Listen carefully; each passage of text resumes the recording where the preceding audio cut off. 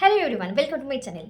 তোমরা অনেকেই আমাকে প্রশ্ন করেছো, ম্যাম টেস্ট পেপার সলভ করার কি খুব প্রয়োজন আছে নাকি ইয়ারের প্রশ্নগুলো সলভ করে গেলেই হবে?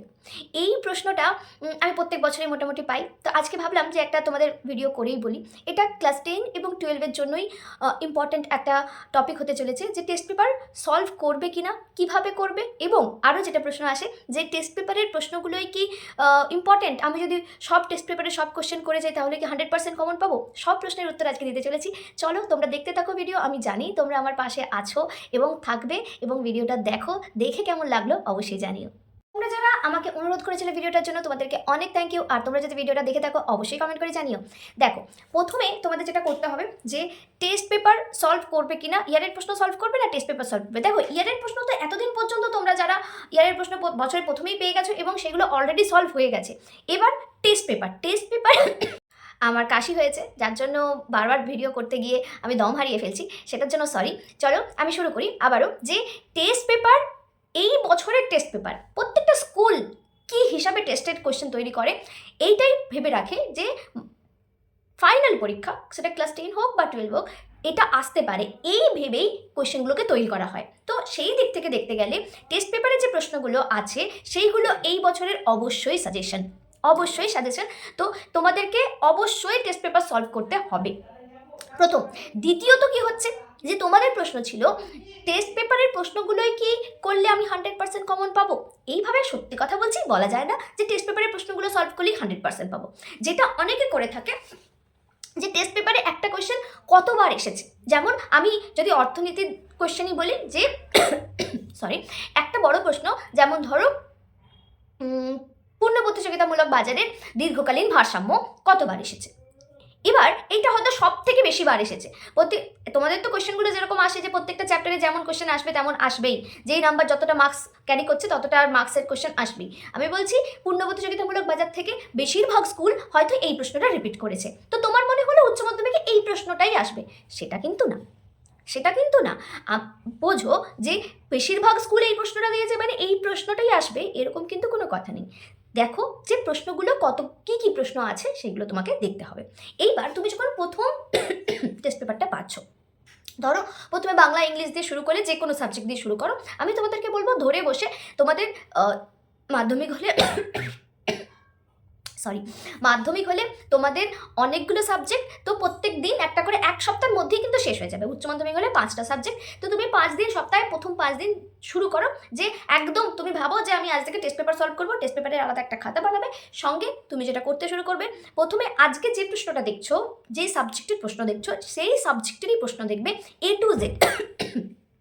যতগুলো ইকোনমিক্স যদি দেখতে শুরু করো, আমি যেহেতু ইকোনমিক্স পড়াই তাই ইকোনমিক্সের কথাটাই বারবার বলছি, অন্যান্য সাবজেক্টের ক্ষেত্রে একই ঘটনা।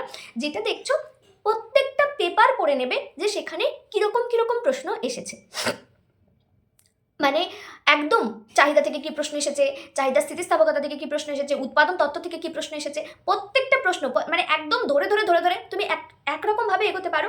যে প্রথমে শর্ট কোশ্চেনগুলো দেখলে, প্রত্যেকটা পেপার থেকে শর্ট কোশ্চেনগুলো দেখে নিলে 1 নম্বরের MCQ, তারপরে শূন্যস্থান পূরণগুলো দেখে নিলে, তারপরে 2 নম্বরগুলো দেখলে, তারপরে 5 নম্বর দেখলে এরকমও করতে পারো, অথবা একটা পেপার পুরোটা দেখে তারপরে অন্য পেপারে গেলে সেটাও করতে পারো।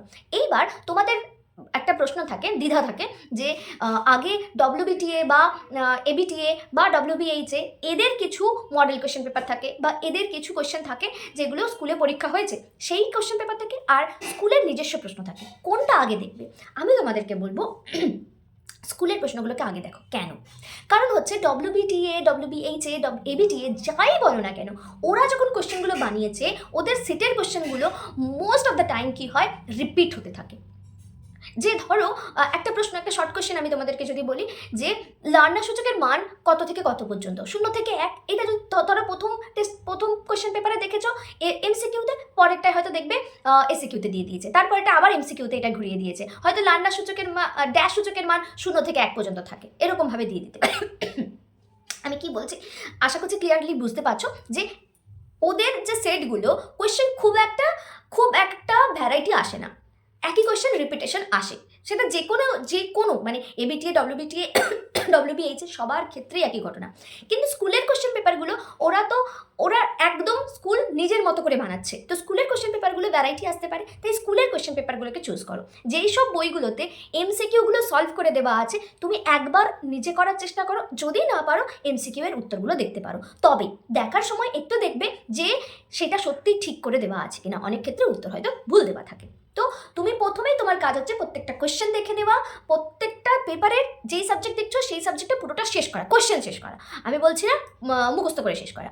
এবার আরেকটা কাজ করতে পারো, যে আরেকটা কাজ না, এটা করবে প্রথম কোশ্চেন পেপারটা যখন দেখছো, বিশেষ করে বড় প্রশ্নগুলোর ক্ষেত্রে, ধরো আমি বললাম যে উৎপাদক তত্ত্ব থেকে বৃহদায়তন উৎপাদনের ব্যয় সংকোচ প্রশ্নটা এসেছে।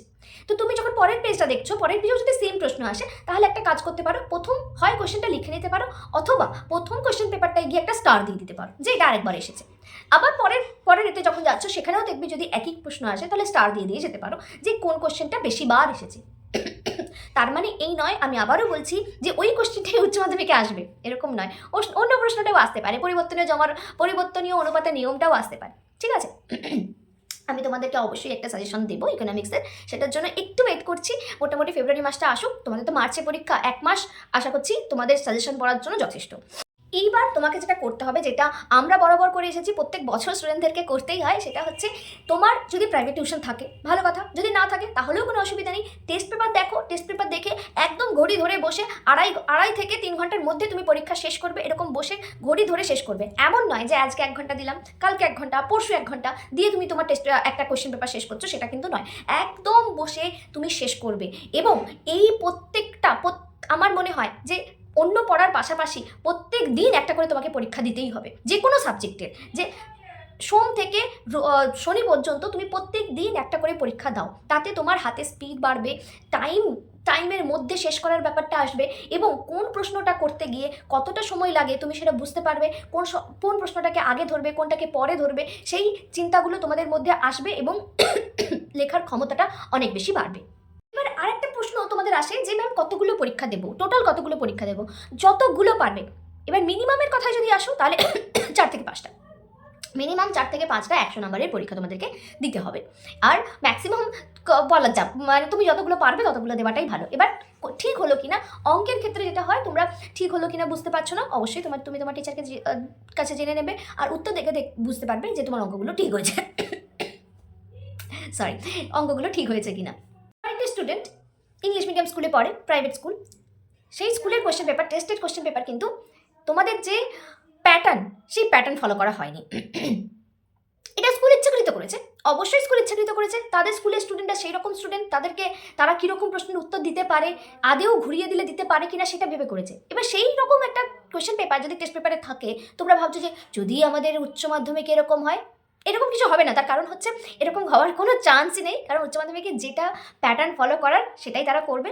এবার উচ্চ মাধ্যমিক বা মাধ্যমিকের কোয়েশ্চেন বা যে কোনো বোর্ডের, মানে আইএসসি, সিবিএসসি, যে কোনো বোর্ডের কোয়েশ্চেন এরকমভাবেই তৈরি করা হয়। কিছু কোয়েশ্চেন থাকে যেটা একদম যারা 100 পাবে তাদের মতো তৈরি, কিছু থাকে 90%, কিছু থাকে 70%, আর কিছু থাকে সবাই যেটা পারবে 70% বা সবাই যেটা পারবে মোটামুটি পাস করার মতো কোয়েশ্চেন থাকে। বেশিরভাগ কোয়েশ্চেন সেটাই থাকে যে মোটামুটি 50 থেকে 60% নাম্বার পাবে, এরকম কোয়েশ্চেনটাই বেশি থাকে। তো তোমাদের ওই ব্যাপার ভাবার কিছু নেই যে আমাদের বেলা যদি কোয়েশ্চেন খুব কঠিন হয় কি হবে, খুব কঠিন কোয়েশ্চেন হবে না মাধ্যমিক বা উচ্চ মাধ্যমিকে, মানে একদম তুমি লিখে আসতে পারলে না এরকম হবে না। এবার তুমি সারা বছর পড়াশোনা করোনি, টেস্টের পরেও পড়াশোনা করোনি, তাহলে আলাদা কথা, কিন্তু তেমন কিছু হবে না যে ভীষণ কঠিন কোয়েশ্চেন। আমাকে অনেকেই প্রশ্ন করো আগে এমসিকিউগুলো সলভ করবো নাকি আগে বড় প্রশ্নগুলো সলভ করবো।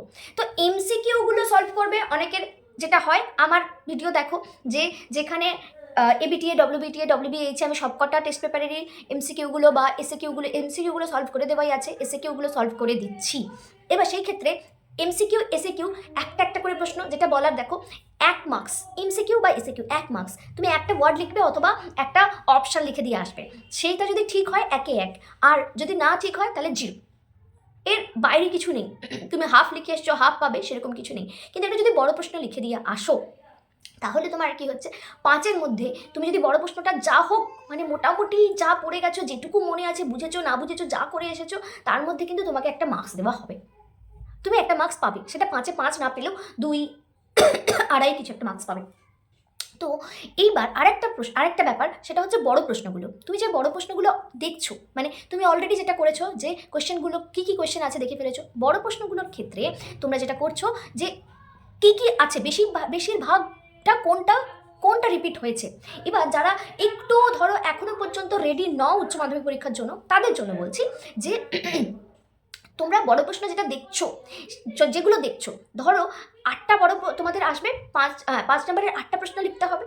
ধরো 4টে চ্যাপ্টার থেকে তুমি যদি, আমি এইটুকু বলতে পারি যে তুমি যদি টেস্ট পেপারের বড় কোশ্চেনগুলো দেখে যাও, রিপিট কোশ্চেনগুলো দেখে যাও, যেগুলো বেশিবার রিপিট হয়েছে সেইগুলোকেই যদি করে যাও, তাহলে 8টার মধ্যে 4 থেকে 6টা মিনিমাম কমন পাবে। এইটুকু গ্যারান্টি দিয়ে বলা যায়, বড় প্রশ্নগুলো তুমি কমন পাবে। তো প্রত্যেকটা চ্যাপ্টার থেকে আমি ধরলাম 2 থেকে 3টে তুমি প্রশ্ন পাবে। এবিটিএ বা যে কোনো টেস্ট পেপার খুঁজে দেখবে যে বেশি এসেছে 2 থেকে 3টে, বেশি হতেই পারে 4-5টাও হতে পারে, কিন্তু বেশি কমন এসেছে 2 থেকে 3টে। তুমি যদি এবার এই প্রত্যেকটা চ্যাপ্টার থেকে এইগুলো পড়ে যাও, মোটামুটি 8টা চ্যাপ্টারের মধ্যে 3টে করে কোশ্চেনও যদি হয়, 3 24টা কোশ্চেন, যেটুকু সময় আছে 24টা কোশ্চেন তুমি বড় প্রশ্ন মুখস্থ করে লিখে ফেলতে পারবে। বড় প্রশ্ন মুখস্থ করে একদম লেখা প্র্যাকটিস করে ফেলো, বুঝেছো? এই বড় প্রশ্নগুলো থেকে তুমি কিন্তু 40 নাম্বারের মধ্যে তুমি যদি আমি যেটা বললাম যে 6টা তুমি যদি কমন পাও, 4 থেকে 6টা মানে 4-5 20, 4 30, 20 থেকে 30 নাম্বারও তুমি যদি লিখে আসতে পারো, আর কিছু ছেড়ে আসবে না, আর একটা টিপস, কিছু ছেড়ে আসবে না, এই করে আসতে পারো, তাহলে তুমি কত মার্কস পাবে? মিনিমাম 20-র মধ্যে 13-14 তো পেয়েই যাবে, বা 30 নাম্বার লিখে আসতে পারলে তুমি তো এখানে পেয়েই যাবে 15-16 পেয়েই যাবে, ঠিক আছে? তো তারপর তুমি কি করবে, এবার আসবে ছোট প্রশ্ন, মানে 2 নাম্বারের প্রশ্নগুলোর ক্ষেত্রে। 2 মার্কসের ক্ষেত্রেও একই রকমভাবে তোমরা সলভ করতে পারো, যে 2 মার্কসের গুলোও অনেকটা কমন আসে, তবে এমসিকিউ এসিকিউ কমন আসার চান্সটা একটু কম, একেবারে আসে না এটুকু বলবো না। এমসিকিউ এসিকিউ এর জন্য আমি তোমাদেরকে বলেছি, ইকোনমিক্সের ক্ষেত্রে আমি বলতে পারি জয়দেব সরখেল এবং অজয় কুমার নন্দী, এই দুটো বই যদি ফলো করো, মোটামুটি জয়দেব সরখেল ফলো করলেই যথেষ্ট। তারপরেও যদি তোমাদের মনে হয় আরও কিছু করতে চাও, তাহলে অজয় কুমার নন্দীর বইটা করে যেতে পারো, তাহলে কিন্তু মোটামুটি 10টা এমসিকিউ এর মধ্যে 8টা তুমি কমন পাবেই। এবার আমি তোমাদেরকে অনেক কিছুই বললাম, যেমন এবি টেস্ট পেপার কীভাবে সলভ করবে সেটাও বললাম, তেমন কীভাবে পড়াশোনা করবে সেটাও বললাম। টেস্ট পেপার কীভাবে সলভ করবে, এবার টেস্ট পেপার তোমার কোয়েশ্চেন পেপার দেখা হয়ে গেল, পড়া হয়ে গেল, তো তুমি কিন্তু প্রত্যেক দিন বসে নিজের গরজে, নিজের ইচ্ছেতে একটা করে পরীক্ষা দেবে। যদি এইটা না করতে পারো, তাহলে কিন্তু কোনো লাভ নেই। আর পরীক্ষা দেওয়া মানে হ্যাঁ দিচ্ছি, সারাদিন ধরে দিচ্ছি এরকম নয়, অবশ্যই ঘড়ি ধরে 3 ঘন্টার মধ্যে পরীক্ষা দেবে, তবেই তুমি সেখান থেকে একটা লাভ পাবে, নয়তো না। এই ছিল ছোট্ট কিছু কয়েকটা টিপস কিভাবে টেস্ট পেপার সলভ করবে। এই ছিল ছোট্ট কয়েকটা টিপস। এই ভিডিও তোমাদের কেমন লাগলো অবশ্যই জানিও। আমার পাশে থাকার জন্য তোমাদেরকে অনেক থ্যাংক ইউ।